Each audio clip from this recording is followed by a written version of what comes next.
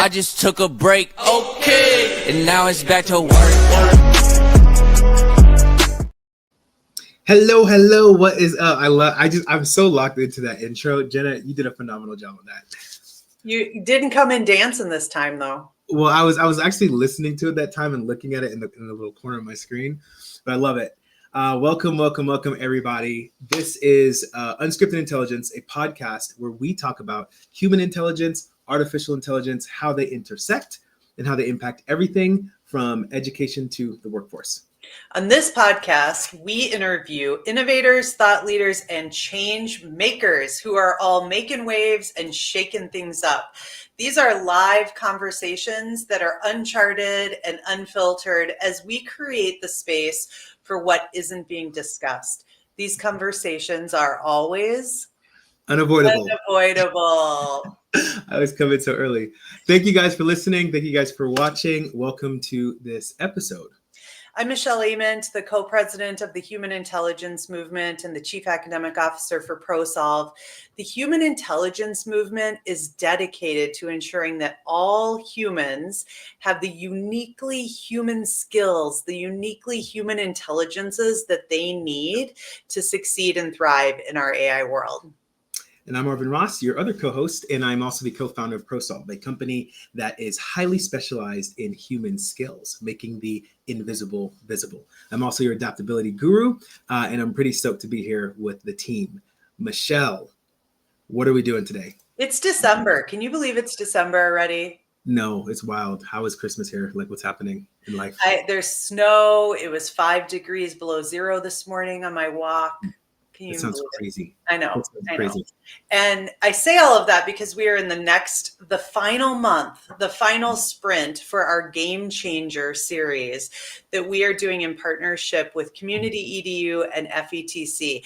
Jen Womble just announced everyone that the conference, I think, is 38 days away. And so in between now and then, we are sprinting to interview the latest, thought leaders and innovators that will be at the conference. And we're really excited tonight to continue that conversation. Yes, and a part of the conversation is we started a series called Game Changers, and that is what we are in right now. We are spotlighting risk takers and rule breakers that are rewriting the rules. They're rewriting leadership, they're rewriting learning, and making it fit for an intelligence age, right? So this is a community conversation. This is a chance for us all to come together to talk about these things, these topics, these ideas. It's not just about Michelle and I, nor is it just about the guests that we're bringing on. All of you who are watching live and listening live, hop into the comments, respond to the questions, and we'd love to hear from you guys throughout the entire podcast. Let's start out by, if you're listening and watching, go ahead and post in the chat where you're listening from, where you're coming from. Give us your name, a fun fact about you, or anything like that. And then Michelle, can you introduce us to our two people? Yes. So tonight's episode is the trifecta of innovation. Now, trifecta means three, right? But tonight we only have two because Dr. Joe Phillips had an unexpected emergency. And so he is unable to be here, but I want to give him a shout out and we'll catch up with him at FETC while we're there. So the two, so not a trifecta, but what, a duo of innovation. Tonight, I am super excited to introduce two people that you are going to love. Greg Bagby.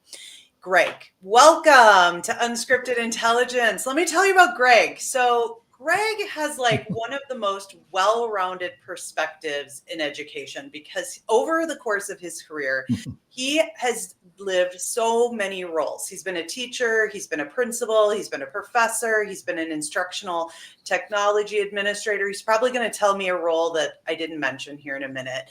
But given his like well-roundedness, he really understands the realities of classroom and the pressures that educators face and knows how to bring innovation to schools in a really doable way that people can feel like they can latch onto and make happen. So really excited tonight to hear from Greg and all of his expertise. Welcome, Greg.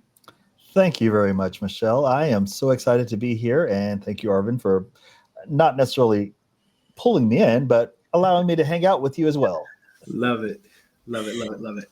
And our second guest is Merissa Sadler Holder. And Merissa also has a gift of really bringing clarity to a space that often feels overwhelming for educators. She spent more than a decade in the classroom before founding Teaching with Machines, where she really helps teachers at the classroom level integrate AI and technology in a purposeful, meaningful way.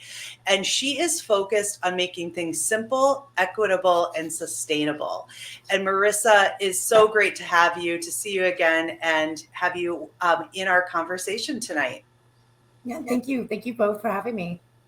Love it, love it, love it. Before we move forward, okay, we have Jennifer Peters again. She's in Cumming, Georgia. Hey, what she says, Sleepy Beagle? Is that what I saw in that? It went away too Her fast. Sleepy Beagle's with her. Oh, I love That's her dogs. puppy, Arvin. I know, I love it. I love it. We see a bunch of other people hopping in here. I see Dr. Mark is back. Chelsea, Chelsea's in here. Krista, thank you guys all for tuning in. Let's hop right into this. Okay, so you guys know we're in Game Changers. This series is all about how are you changing the game? How are you changing the game that we have to play, whether it's education, whether it's the workforce, whether it's entrepreneurship. That is kind of like the central theme, right? So you all are brought on this podcast because you clearly do that. You live that out. This is your day-to-day life, and it is seen by the work that you're doing now. But I want to start off with a question that takes it all the way back. What was a moment or the moment or experience that changed the way that you lead and how you think about innovation today?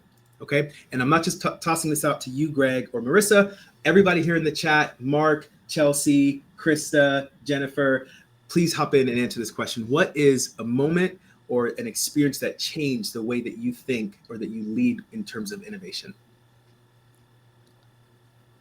Ladies first. Gosh, okay. I guess I'm gonna out myself a little bit on this, but back in the day during COVID, I actually was an investor in GameStop, when it was going all crazy. And that's a little, yes, I was one of those, right? Little apes or whatever they call them. Anyways, what I found out during that time is that this amazing thing where everybody from all walks of life were sharing what they know. And we became this kind of like hub of innovation and sharing education and kind of breaking it down, these hyper difficult subject matters, and then bringing it to a level where everybody understands. And I was using my teaching background to help with that. And I realized very quickly that, if we can do it, if I can do it, I can do this differently outside of my classroom. And that's where I can make a bigger impact. And that's where I took the leap. And I said, whatever I'm doing with that world of GameStop, I can do in education. And so now I find myself here and trying to lead the way, and the same kind of craziness that I experienced during GameStop. Love it. So you kind of like slipped into this entrepreneurship thing, and then just decided to keep on riding with the slip. I love it. Love it, love it, love it. Greg, and I'll toss it to you, Michelle. Okay, so some of the things that when I think about this whole trajectory and I think of what was the thing that made the change, I have several little things that created the big change. Not trying to bring the mood down, but the first thing started in 8th grade when I was told, hey, why do you have all those college classes on your transcript or on your school schedule request? You're not going to go to college. That was my guidance counselor guiding me to do what I do. And I thought, you know what? I'm going to go to college and I'm going to make you eat those words. And of course I did, and blah, blah, blah, graduated. And then I think of a couple of administrators that I had as a teacher, and the way they were doing things, I did not like the way they were doing the things, in the sense of they didn't have the children in mind. I think of this one administrator who was not allowing this one student to progress because, oh, well, she's from another country and she doesn't speak English well. I was like, but she's brilliant. Yeah, I'm going to hold her back.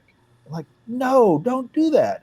This was in a middle school. And I thought, he's not doing what's best for that child. He's holding her back just because he feels that she can't obtain the language. Sorry that she's learning a second language, but she's brilliant. Anyway, and then I guess one of the last things, I'll move a lot of years forward, reading Adam Grant's book, Think Again, and realizing the whole idea of the ways of thinking. If I'm thinking like a prosecutor or a preacher or I can't remember the other one, but just the scientist, thinking like a scientist, thinking about, okay, I may be right on this or I may be wrong. I need to look at both sides of the coin. I need to make sure that I'm taking in all the stories. And that book, I coupled that book with Jim Quick's Limitless. And then I also, I was going through a crazy phase. So I had Think Again, Limitless, Atomic Habits. Yeah. Love it. And James Clear, the one on work. I can't remember. Rework? It's not rework, is it? Maybe it's not James Clear. But anyway, for these 4 books, they all spoke to me in a special way. I ended up emailing Adam Grant as well as James Clear, and I was like, okay, guys, your book speaks to my educational soul. I want to transform education. I need your help. Can we work together to do this? And I never got anything back from James Clear, but Adam Grant was like, Well, then I said, okay, what if I just take some of your information and transform it for teachers? And he's like, of course you can. You have my blessing. And that alone made me jumpstart. Hey, if he's going to allow me to take some of his work and make it specifically for teachers, why would I not do that in every aspect that I see? Try to do the best thing I can for the teachers.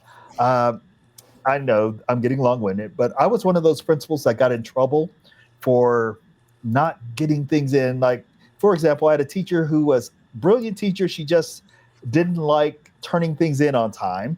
And she had planned this amazing trip for students, and they were going to go compete. And she didn't have the information in, and I got it from her like the day after it was due. And I took it to my supervisor or my supervisor's secretary. And she's like, Greg, you're going to get a ding for that. You're actually going to get lower marks on your evaluation if you turn that in right now. I was like, it's not about me. It's about the students. And I need to make sure I'm doing the best I can for the students, even if it affects me. And I think just knowing that I'm doing right by kids is one of those things that made me want to continue and innovate and explore and do all those things. I love all those titles that you referenced, Greg. And I think Adam Grant he's one of my favorites. And I've seen more and more stuff with him coming out. I don't know if he's doing more writing or something, but I definitely want to check out that, because I haven't read the book that you talked about. What was the name of it by him? Adam Grant wrote oh, wow. It's the one with the fire on there. Oh my goodness. I can't believe we'll look it up. Think Again. Adam Grant wrote Think Again. And then there's James Clear. And the other one wrote Deep Work was the book that I couldn't think of. Deep Work, Atomic Habits. Yeah. Anyway, those are the books. Well, they're amazing. That's great. Well, we're getting some comments from our community. So Dr. Mark, he talked about like one of the biggest shifts for him was after COVID, when the climate scores across the group, his stakeholders hit a low and he saw like total disconnect. And so that was really clear to him when innovation starts with restoring humanity and doubling down on human-centered leadership. Krista Law Jackman talks about how her work through grants and in the classroom really promoting the value of humanity. And while that can be an uphill battle, that really is the real work. So that's great. Austin, great to see you here, talking about when students are collaborating with AI and that they were attempting to make some images with Midjourney. One of them exclaimed, "This sucks." And I hope that doesn't get us canceled. And wrote the words on the board and was silent, and then slowly came to realize that they needed to improve their prompts and ask for help with parameters. So a couple of things for me. I think, the question is a moment or an experience that changed the way I led and think about innovation in education. And I think for me, something that I think about is just the power in community, in bringing people together that want to solve similar problems and bringing those unique perspectives. I think Dr. Mark mentioned it about perspective and different mindsets and different lived experiences coming together to solve problems and be innovative. Really changed for me early on when I led a Twitter chat called MN Lead. So for Minnesota Lead, it was Sunday night, 7:00. And we would meet never fail. This Twitter chat happened. And then we did an ed camp where we came together, and those little moments, they're big things, but it was bringing people together to solve wicked problems. And I think about that's where innovation lives for me, is the human to human connection. And so I like that question, Arvin, because it reminds me a lot of the human intelligence movement and why I felt compelled to start this movement and put so much energy behind it, because I believe in the power of the people of this community, and that coming together, no problem is too big, no challenge is insurmountable. We can really make the impossible possible. So that's my kind of aha. How about you, Arvin? Because I know you've worked in lots of innovative spaces. So what do you think? Oh man, I actually was not planning on answering this, so I don't have a pre-designed answer. Off the top of my head, I would say struggle and trauma is too big of a word, but I would say just struggle. We started this company, we started ProSolve when we were 18, 19, Travis and I, and we had no idea what we were doing, but everybody thought we did. And we're going around traveling, talking to teachers and administrators about how to use technology in the classroom. And, we're putting iPads in the hands of a couple thousand students, and we're doing all this stuff. And it was great. It was awesome. And then quickly we kind of found out this isn't solving the issues that we thought that they were going to solve. We really thought that we knew what the solution was. And, we had so much backing, so much support. We had a huge movement that we made at a young age. And so, it wasn't until data started coming out years later that we're like, okay, there's something missing here. You can't just get a couple $1 million and put thousands of devices in a classroom and not teach the teachers how to use it, not teach the students how to use it properly, not create systems and infrastructure and develop an actual. You can't do that and expect it to be successful. So for me, it was such a mind-blowing thing of really thinking that we thought we knew the answer, the solution, and realizing that we really had no idea. And although there was a lot of good that came out of it, kind of us even pivoting the company to doing more professional development training and really listening to teachers, what they actually need, and not what some company or some, I don't want to say administrator says, because that sounds very divisive, but really getting on grounds and creating immersive PD is what that was my first taste of the drug of really helping and doing work in education that was powerful. Kind of made a huge shift for me. When we're talking about education and innovation, my next question is,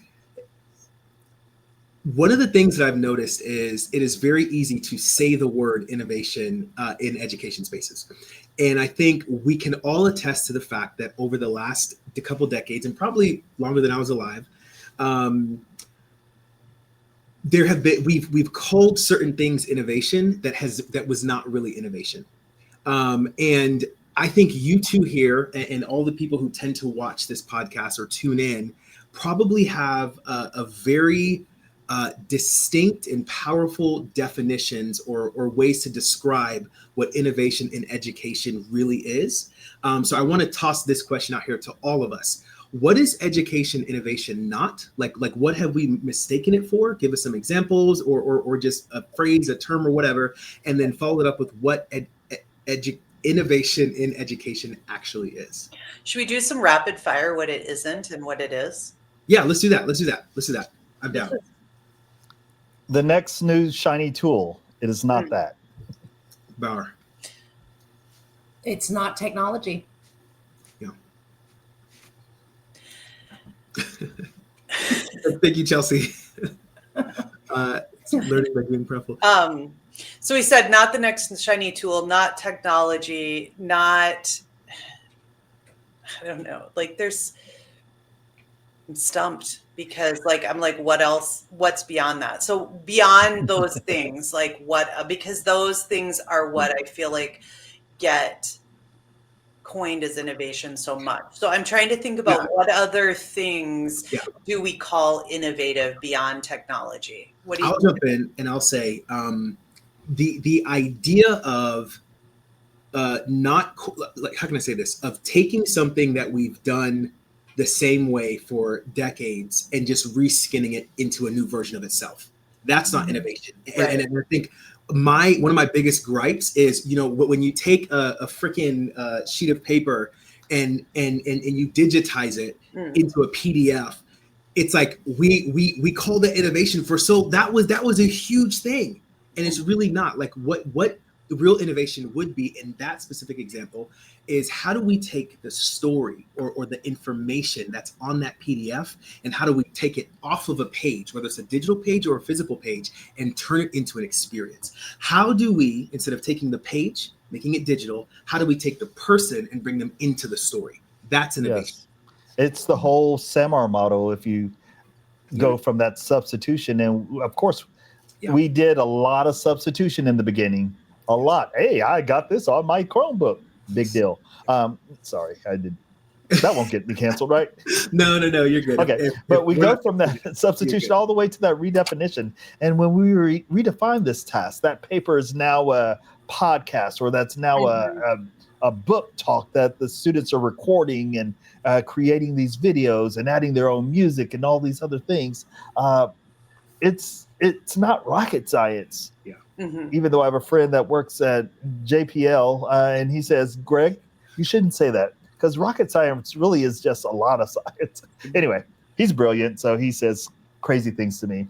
Well, we're getting there's some conversation about like educational games, and I think that's an interesting thing to talk about, because we can talk about games as learning by doing, and Arvin talked about bringing people into the story is a type of game, and then there's a type of game that we have some examples like IXL or spelling and those kind of apps. And I would say, like, Greg, I love that you brought up SAMR. I one time wrote an iBook about SAMR.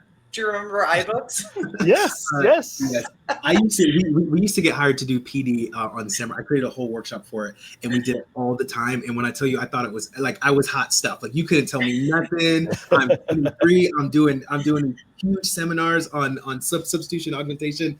I haven't thought of that for so long, but it still is like a really, really solid framework and way to think about technology use. And I just think innovation was, let's stop doing the worksheet and put it on the app, and then put kids in front of the iPads and skill and drill, instead of using them as a redefining learning, which was, the whole point. And so I think when we talk about games, and it's interesting that that's coming up, and here's our top, our theme is around game changing. So I'm curious if anyone has thoughts about the connection there. I know that Merissa was about to say something to the last question. Yeah. I just want to touch upon some things. When we're thinking about innovation, we're thinking about education, and we're thinking about technology. I think what it is not, well, when we're going back to that, what it is and what it isn't. Say there. What I was really thinking is innovation addresses and helps define and solve the root of problems versus the symptoms, addressing the symptoms. And I think that is probably the most innovative thing is when we're really solving those causes, those really difficult things. I just want to, I love that. And I was in a conversation yesterday with Nisha and Samantha. We are doing a session at FETC around using AI to solve problems. And one of the things that we got really into was this idea of what typically are root causes and problems is some sort of like this not knowing human capabilities. So either people aren't communicating well, they aren't adapting, they're not being resilient. Like there's a gap in their human intelligence that really is at the root cause of what it is. And in education and probably a lot of other corporations, we throw solutions, technical solutions at problems instead of really drilling down to what is the root cause. And the root cause is something human that we need to pay attention to and that we need to figure out how to build that human intelligence, those human skills in people. And so I'm really connecting with what you're saying about root cause. Would you agree that humans typically are at the center of that cause? 100%. That's why we say technology is not the innovation; it's the people behind it, right? So, listen, guys, I'm jumping on my skin right now. Okay, like Merissa, when you were first talking, the way that I see this now is when I think about innovation in education, what it's not versus what it is. What it's not is any sort of change that stems from not understanding the why. If we don't fully understand the why of like whatever the issue is, right? If we haven't done the investigative and the discovery work to find out what is not working and why is it not working, any sort of change that's birthed from outside of that is false innovation. Let's just call it fake innovation. And then any sort of like work and development and growth and change that is birthed truly, like I'm talking really, truly understanding the why, not just this is going to work because I have 20 plus years of experience and I just know that this is going to work, that this technology, this change, this new method, because of my experience, it's going to work. No. What is the why? Does the change truly address what the actual why is? And I'm just a believer that at the center of every one of those whys, there's people. It's human. Yes. 100%. Arvin, could I just jump in real quick? Yes, go for it. Today and yesterday and tomorrow, attending the Tennessee Educational Technology Conference here in Chattanooga, Tennessee. So, which is great. And in my session today, a couple of things that you touched on, the whole why thing came up, and I told them they have to have a why. And I said, don't go out buying these new products from vendors just because they put an AI sticker on it. If it doesn't solve your problem, then it's just a shiny tool. It's just a shiny tool trying to get you to pay more money for it. You have to know what the problem is you're going to solve before you grab a product or what you're thinking or whatever. And then another thing, my Hold on, daughter-in-law. Greg. I have a question for you. How do you solve, what if you don't know what your real problem is? And maybe that's where you're going, but like, how do you help people understand what their real problem is? Well, like Arvin said, you got to start with their why, and you got to figure out what's going on. So actually, I was going to go somewhere to this. You know how folks get on ChatGPT and say, hey, okay, this is what's going on. My daughter-in-law took her to lunch a couple of weeks ago down in Atlanta, and she pulls out her phone when her food's served, and she says, the phone has to eat before I do. I was like, what the? So she had to take the picture of her food. For what? Yes. Why? Instagram, maybe. I don't know. It might be like a nutritional thing. Okay, that's what I was thinking. Okay. Yeah. Yes, thank you. I'm sorry. You cleaned it up for me. Thank you.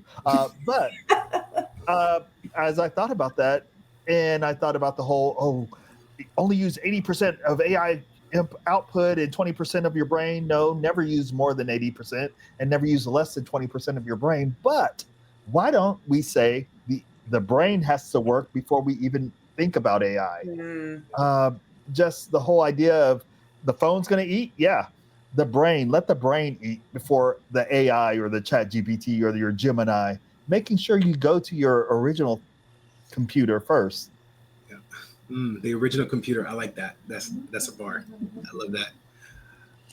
Couple of things that we're seeing in the chat, Arvin, just around, if we keep putting band-aids over it, we'll never be truly nurtured or healed. That there's just, we really need to focus on the whole child, not just the devices. We're like just this, Jennifer's talking about focusing on root cause analysis and really being able to know what leads up to failure. Austin loves your comment about false innovation. It's great to see. We have another couple of new people joining us. Thanks for coming and joining us today. I have, I will say that there's a professor at Harvard named Dr. Chris Deed, and he has this thing that has, like, he said this like 2 or 3 years ago about generative AI in education. And he said, the thing that scares me the most about generative AI in education is that it will become the duct tape that holds together the archaic industrial revolution system of education. And it's I don't know, for me, it was like, like goosebumps, because it's like, that's the innovation. We need the change. Right. We don't need just a duct tape to hold it together. Let me ask you, Merissa, because you are working with teachers on a daily basis, and I think, Greg, you are also in classrooms as a really as a trainer and supporting teachers and principals and so on. So let me ask this question, because I get this sense that what's happening is that AI is making our, what I will call poor practices, our industrial age practices, more efficient, more automated. And I really believe what you say about this duct tape, because I think we're going to get really good at doing the things that we need to stop doing instead of being innovative and getting really good at the things we need to start doing. And I'm curious if you're seeing that happening, if I'm off base here. What do you think? I think that you're correct in some areas. And I think the problem is lack of understanding and lack of training of how to use AI or how they should use AI. As the thought partner, I love that idea. It's one of those things where you have to make sure that you're thinking through the whole idea of, this is a machine, this is math, this is something that's working on the side. I don't want to take my thought and my thinking and give it to this machine. This machine works for me. And just keeping that in mind.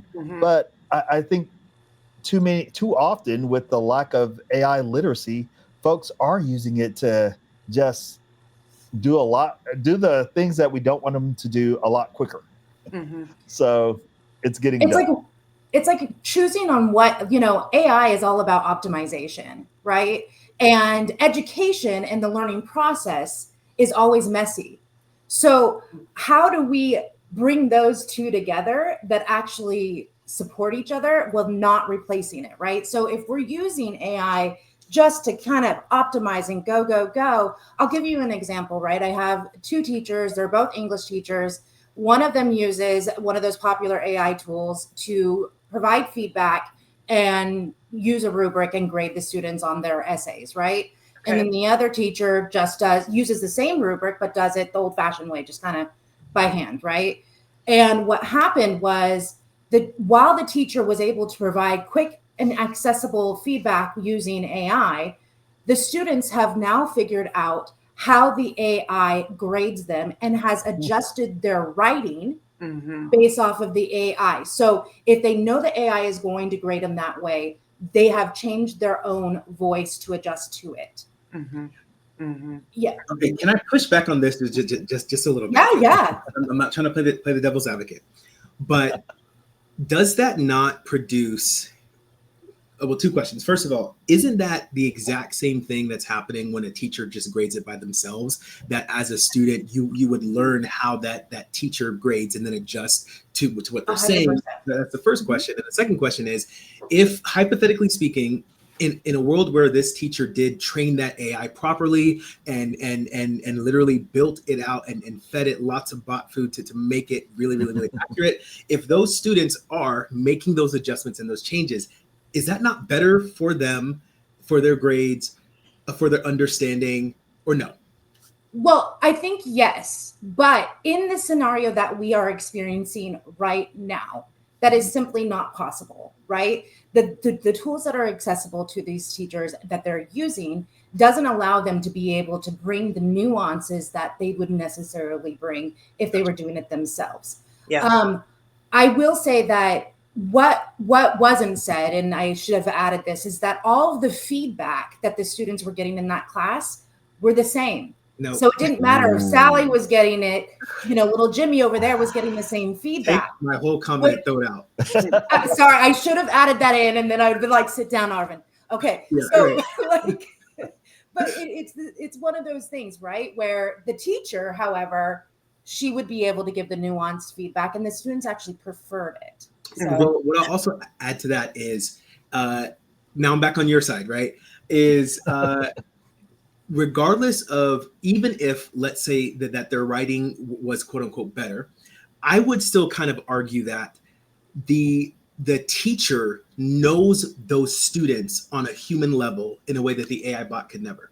So if little Timmy is writing this way or whatever and has some sort of issue, because I've spent time with that person in the classroom and I know their strengths, I know their voice, I know a lot more about the intricacies and nuances of how they approach and how what their perspective is, where they're coming from, I am going to be able to give that student much better feedback than the AI is, no matter how amazingly it's trained on grammar or whatever we deem as perspective and whatnot. That would be my thought I would add to that. Well, it's Merissa, did you want to respond before I? no, it's okay. Because I thought it was great. what I want to follow up with you both, well, all of us, is okay, if we say that AI can be used for some of it to help with the messiness you talked about in education, like where do we apply it then? What's messy that we want to apply AI to, and what's messy that we want to keep messy, because learning is messy. And so what are your thoughts on that? Oof. That's I love that innovation piece, right? That piece where you are able to take your expertise and take it to the next level. So if there is something, an activity that actually brings, like, I'm not the most creative person. And when I suddenly have this thought partner with AI, suddenly I have something that would be intriguing and relevant and supporting of, 21st century skills and important, like all of these things that now can update the thing that I have been teaching for the last 15 years, right? Like, to me, that's where it should be the content. It should be the things that kind of bring the life into your classroom. That should be something that you should be leaning on.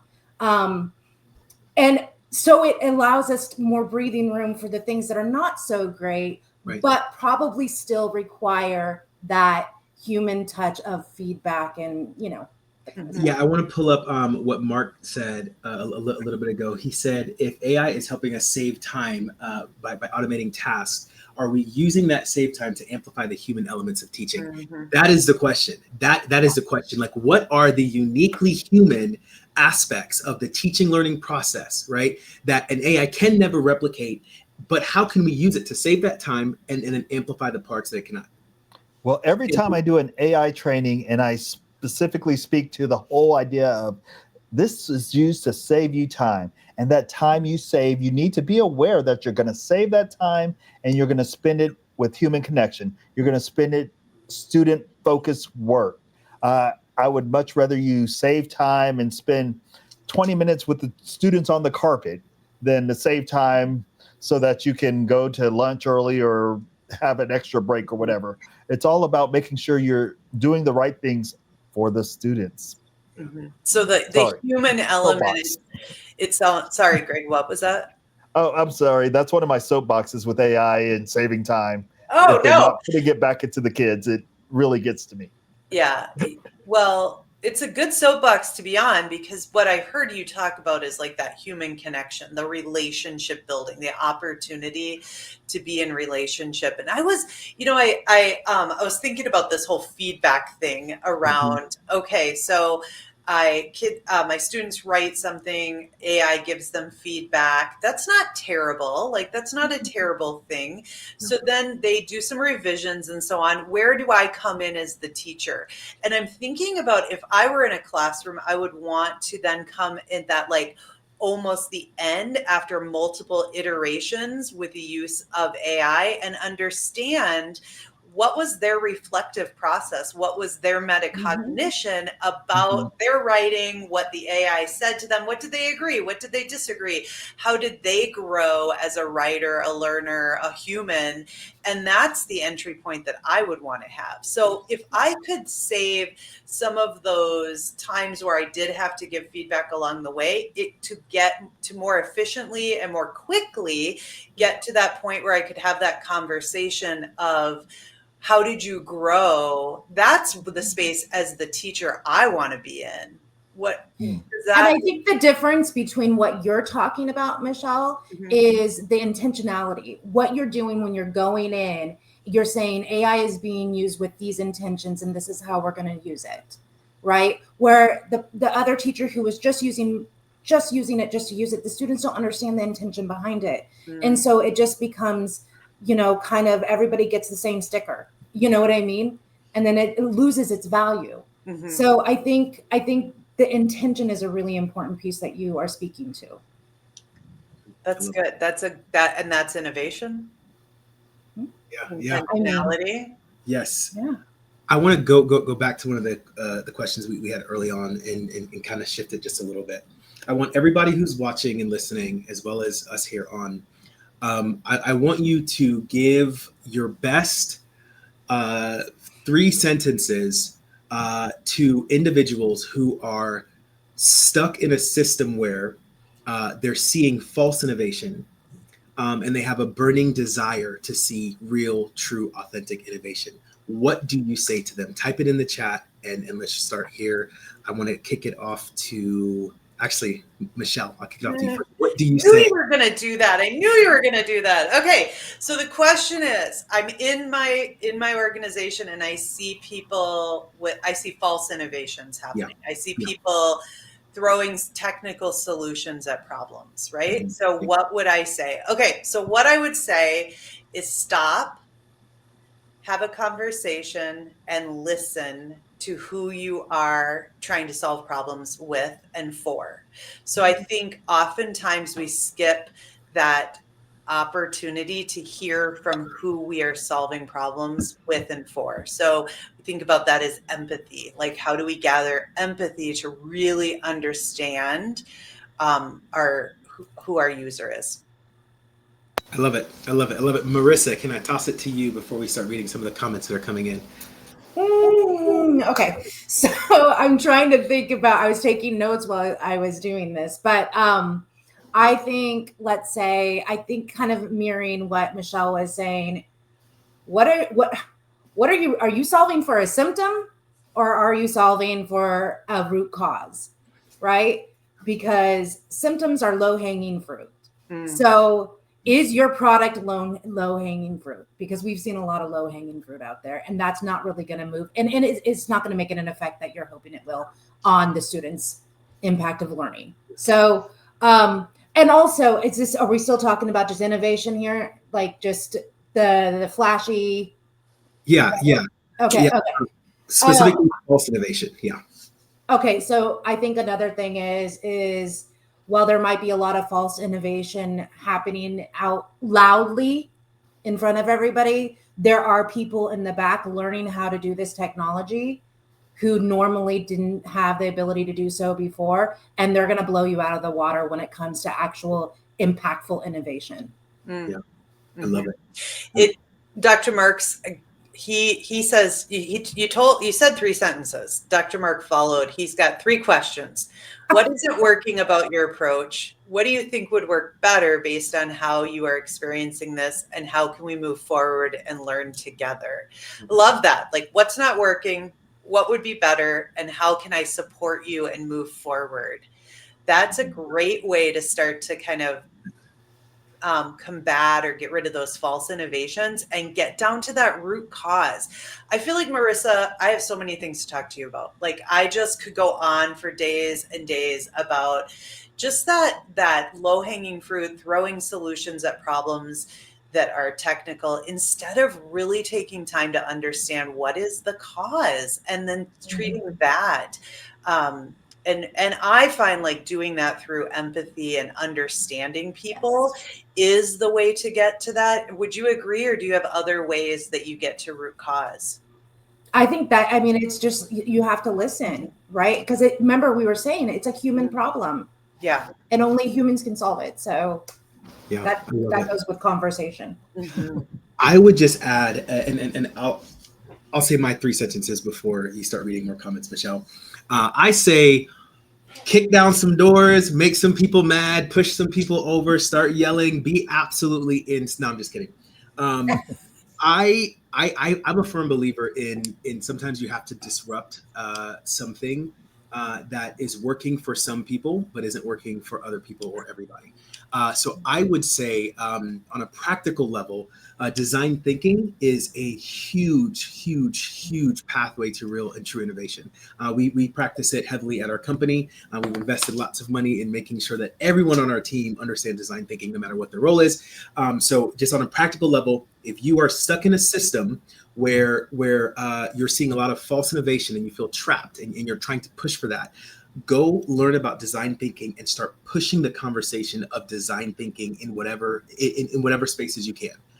Push it, declare it from the mountaintops, and also do it in your own work personally, and people will see the difference. If that doesn't work, go set something on fire, and that'll get us canceled. Don't do that. Just be very, very loud about it. I think some of the things in the chat, Chelsea said, I hear the intention here. What if we step back and look at the bigger goal? So what are we trying to achieve? What will be the most impactful? I think one of the trends I'm seeing with the people responding, Arvin, is this idea of asking questions and being curious about where people are, what are their beliefs, what are their values, what are they trying to achieve. And I think that gets back to what you just said about listening and Merissa, and really understanding that human in the center of it, because I'm just seeing every example has some form of questioning around questioning people and seeking to understand. Yeah, and I'll say this, for fair warning, for those of you who are in or could be in some potentially toxic environments or difficult environments, sometimes when you ask questions, it will make people mad. I don't know if anybody here has ever been. I see, some nods. Sometimes you don't even have to say your idea out loud or to be super boisterous with it. Sometimes if you just ask the right questions, you will begin to see like the thinking, the gears, and then sometimes some people might respond really well and realize, hey, okay, I might not have it figured out, or they might just double down and really begin to press into, whatever hill that they're dying on in that moment. So as a general rule of thumb, I love everybody's comments. It seems like the theme is ask questions. Mm-hmm. Mm-hmm. I love it. So, go ahead. Just 2 sentences since my internet stopped, which Chattanooga, Tennessee, the fastest internet in the Western Hemisphere, but not tonight. Anyway, that was one of my best friends. Actually, I'm meeting him tonight. He was the best man at my wedding. He worked for IDEO, however you spell it. And his job was traveling the world, explaining design thinking. And after weeks of working with him on different projects, I started every single day at my school on the microphone telling kids, ask good questions. Mm-hmm. Mm-hmm. That's how we started the day. And on other days, I would say, why don't you ask your teachers why you're learning specifically what they're doing in class today? Yeah, teachers would get upset with me, but I wanted the kids to be curious. Goes back to what Ted Lasso, be curious, not judgmental. Mm-hmm. And it's so true in so many aspects. You need to be curious and ask those questions. That was it. Well, and I think sometimes people get trapped like design thinking or this step or this process, but it's really a way of showing up and viewing the world in this opportunity of how might we, what if, that curiosity, and then really like we've talked about, understanding others and seeing the world through their eyes as you kind of work through problems and solutions. So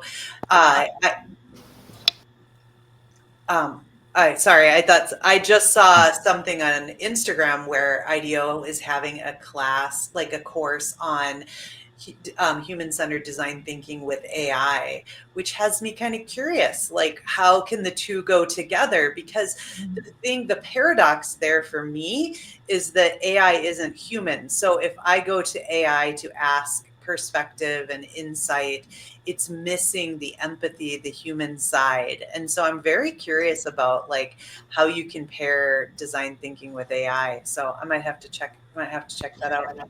I love it. I love it. One of the things I want to pop off on here is I just saw a comment come in from Austin Levinston. He said, "Aha! What makes a question good or better than another question?" I just want to toss this out there. If anybody else wants to hop in the chat and respond to that or say here, we'll do that super quickly. My response to that, and I think you can leave it up, Jenna, for me because I'm going to keep on forgetting it. My response to that would be nothing is good or bad until you understand the end in mind.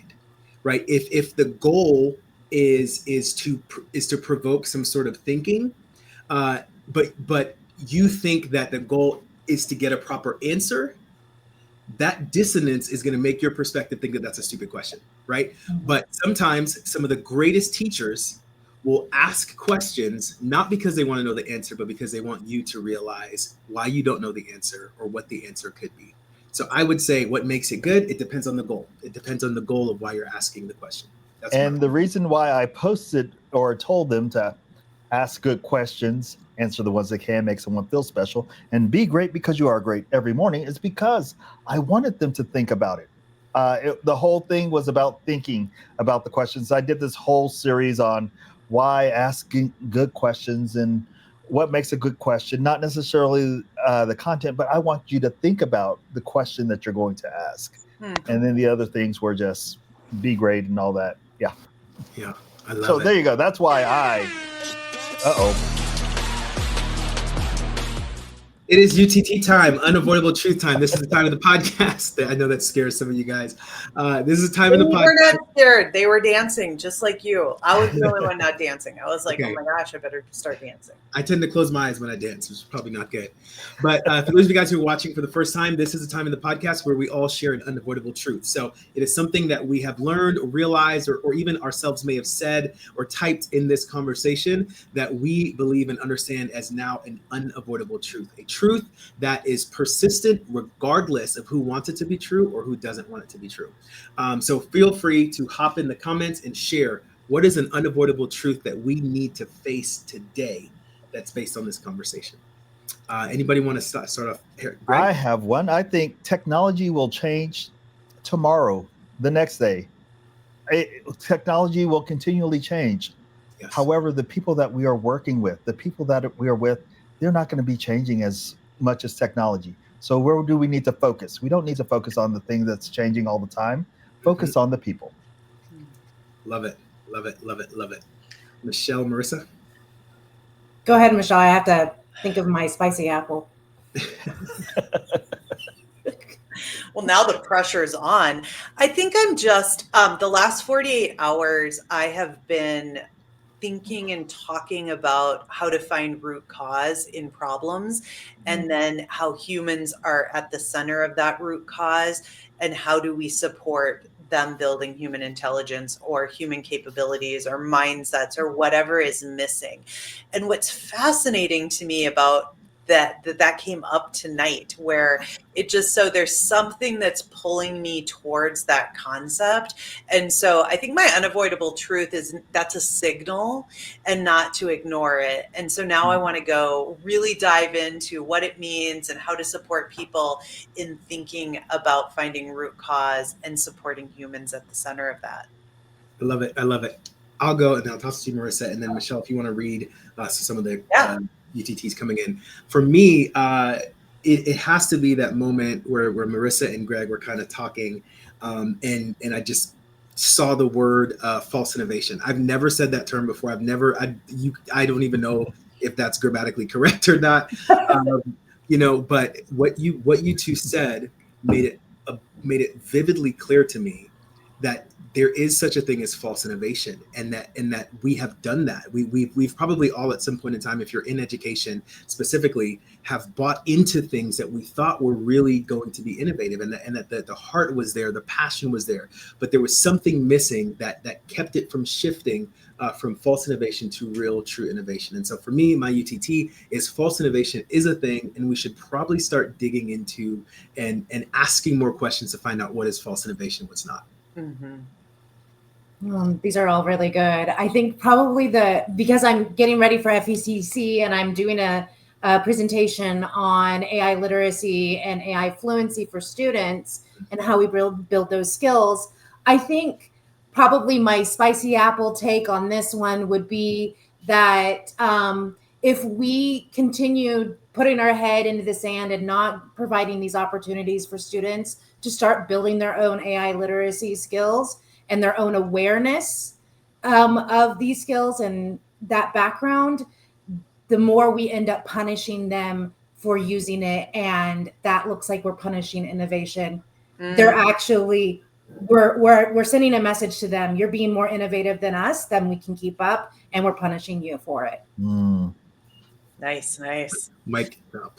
Yeah, we're seeing a couple of things in the chat. Jennifer Peters, her unavoidable truth is that, Arvin, you are the 7 habits of highly effective people. I love that book. I love that book. Well, you quoted it a lot tonight, and so you probably don't even know that you're doing it, but so it must be a foundational thing for you. So she's noticing that. Dr. Mark is saying an unavoidable truth: if humans are to remain at the forefront of education, educators must double down on amplifying the human elements that AI cannot replicate. Well said. Great. Alice, another unavoidable truth is education is changing. Yes. And let me just see if, here's another unavoidable truth from Alice. Teachers don't hold all the knowledge. Yes. Mm-hmm. And they don't have to. It's okay. You don't have I know to. it's such a burden. Yes. I mean, like, put it on the table. Now I don't have to have that. Just think, it's a relief. Arvin, Jennifer says there's so much false innovation.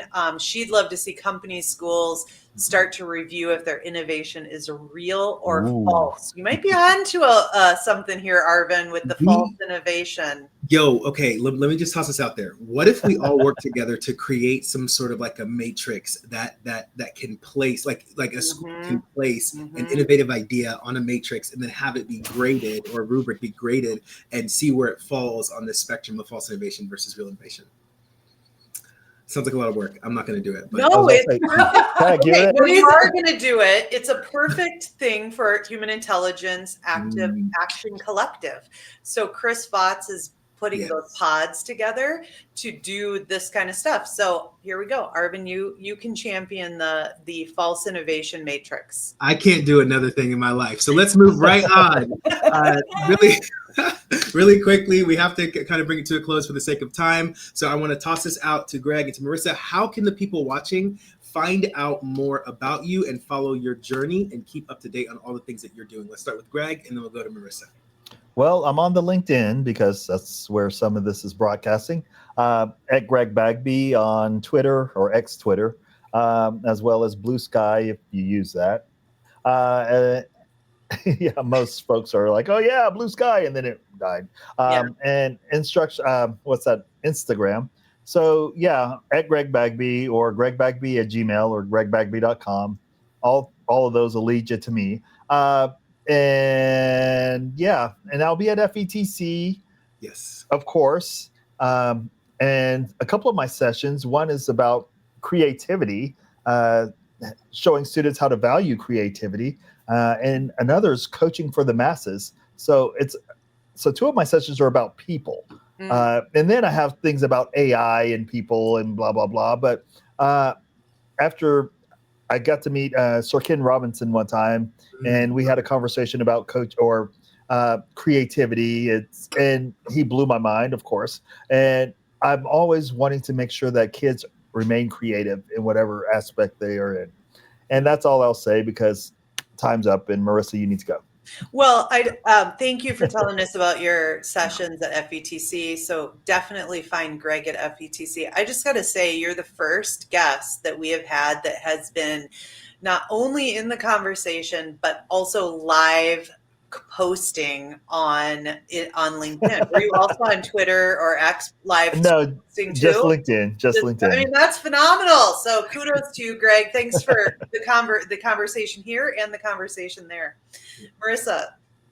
I'm on LinkedIn, and I also have a website, www.teachingwithmachines.com, and you can email me at marissa@teachingwithmachines.com. I love it, love it. And what are your sessions at FETC that is coming up in what do we say, 38 days? Yes, I'm only doing one, so I'm kind of doing an in and out type thing, but it is about AI readiness and how to set up an AI ready classroom for your students. So getting them their literacy and fluency skills, not having to rehaul what you already do in your classrooms, just kind of finding a way to insert and support learning. Can we make your class mandatory in like all schools across? Yes, let's do it. I forgot. I'm sorry. I'm doing a session on human-centered leadership in the age of AI. What? I know. Like, oh yeah, there's another one. That sounds incredible. It is exciting. Arvin and I will have a couple of sessions. We've got one on the future is human that will be speaking, and another workshop on building an AI tool to solve human problems. And so, and then of course we'll be live podcasting. So we will be talking to people all around FETC. Yes, we will. I'm really excited because Dr. Mark will be there, and I have a personal man crush on this guy. And so I will be interviewing him. Michelle, I haven't even checked with you on this. I know. Dr. Mark is going to be there? I didn't even know that. Oh my gosh, I can't wait to meet him. We're going to kidnap him for a couple of episodes. But thank you guys so much for hopping in here in this episode. You guys already know this, but you can find us on several different platforms. You can find us on Apple Podcasts, on Spotify, on LinkedIn Live, on YouTube. If you want to check out cool little clips and hot takes, you can also go to TikTok. Jenna, you are thebomb.com for producing this episode and all the episodes and all the fun clips that will come out of this episode. Thank you so much. You are fire. And then also, Michelle, you want to talk about sponsorship? No, you want to. Okay. All right. We have sponsorship. If you want to become a sponsor of this podcast, there's a lot of amazing things that can come from that for you and for us. We are open to sponsorship, a couple sponsorship packages in 2026. So it is open now, live. Please send us a message, send Jenna a message, send Michelle a message on LinkedIn, on YouTube. Put it in the comments if you are looking for that. We will gladly take that sponsorship and use it to spread our message of human intelligence and artificial intelligence. And we're looking for some sponsors for FETC. What that would mean is that we would do a live podcast with you on the expo hall floor and really elevate how you are focused on human intelligence. So let us know if you're interested in that. Next week, we're continuing with the Game Changer series. We've got two fabulous women on the show, Dr. Rachel and Dr. Amy Jackson. So December 11th at 6 p.m. Do you know them, Greg? Yes, they're amazing. Look, Greg's going to be there for sure because Dr. Rachel and Dr. Amy will be on the show. It is going to be fantastic, and we will see you next week. Awesome. Appreciate you guys. See ya. Ciao.